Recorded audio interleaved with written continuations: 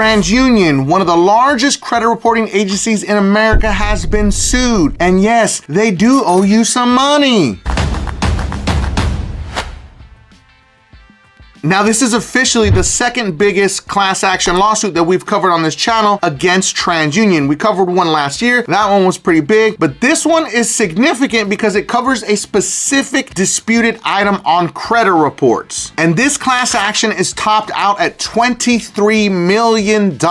So if you or anyone that you know has disputed any hard inquiries on your credit report with TransUnion by phone, online, or through mail, and got any of these weird letters, pay attention to what I'm about to say here, because this is pretty crazy. I've been talking about this. We call these stall tactic letters. They call these 501 letters. So in the letter, it'll usually say, we received a suspicious letter that does not appear to come from you. It looks like this came from a credit repair company, or you need to contact the original creditor instead of us, the credit reporting agency. If you received any of those letters in the mail, you do qualify. So stop what you're doing, because you are in fact entitled to a cash payout from a $23 million class action lawsuit. So the way that I found out about this is I received a massive letter, this big, huge postcard from the class action settlement group. And I'm like, bro, I'm not signing up for that class action settlement, and you shouldn't either. So let's break this all down and tell you exactly what's going on, who qualifies, and if you want to join the class action, how to join it. But if you don't, because you want to get more money, I'm gonna tell you how to do that also. Because I want to be clear to everyone here, you don't have to join the class action lawsuit and get the maximum capacity of $120, which $120 is $120 in today's economy. It's something, right? But at the end of the day, we want to hold their hand to the fire and make them responsible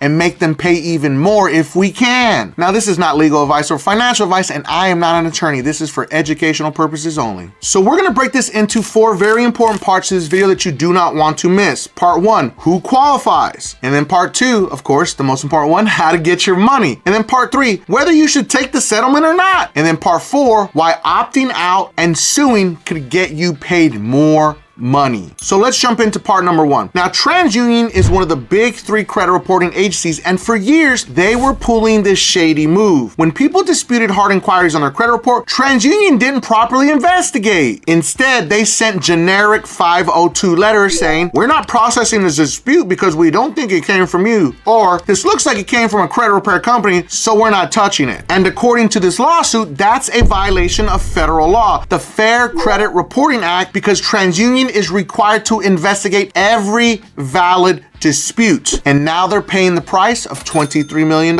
So the question is, who's eligible? This settlement applies to anyone in the US or its territories who filed a dispute with TransUnion about a hard inquiry. Now, between the dates of December 5th of 2016 and January 31st of 2025, you got a 502 letter back claiming the dispute looks suspicious or came from a credit repair company. And be aware, this applies whether you submitted your dispute through snail mail, on the TransUnion website, or even by phone. So if you got the generic blow-off response, you're in. Now, moving on to part number 2, what you'll get if you do nothing. So if you absolutely do nothing, you'll automatically get a payment of $20 to $30, or at maximum $120. No claim form is needed. But that's the bare minimum. And if your dispute was legit and TransUnion's failure caused you financial or emotional damage, you deserve more, right? So let's talk about the other 2 options. First, let's start with how to get to $160 max, and then I'll show you how to sue locally for even more. Now, moving on to part number 3, how to file for more than $30. To request a higher payout, you need to submit a claim at TransUnionDisputeClassAction.com. And you need to do this before June 24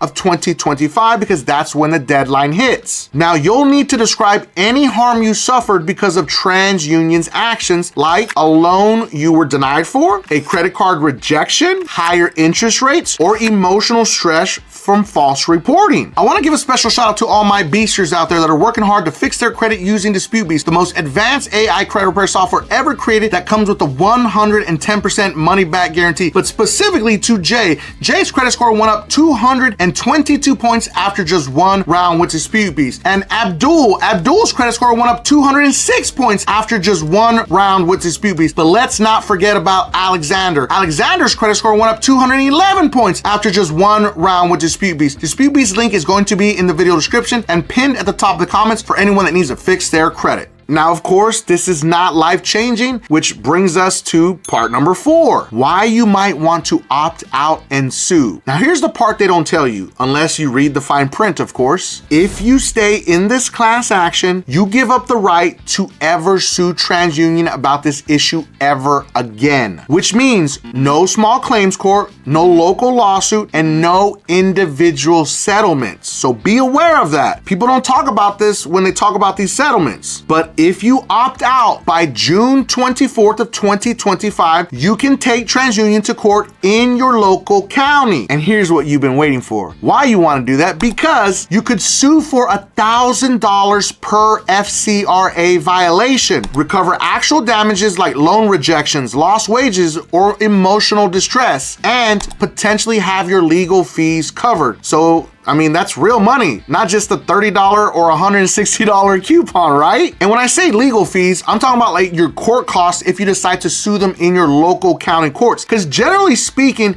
it could be like $150 to $350 max to sue them in small claims court. Like in North Carolina, the maximum capacity you could sue somebody in North Carolina is $10,000. So you could possibly sue them for over $10,000. Let's say hypothetically, there was 10 hard inquiries they refused to remove from your credit report, and those hard inquiries cause you to get declined. That can rack up all the way up to $10,000. You see what I'm doing here?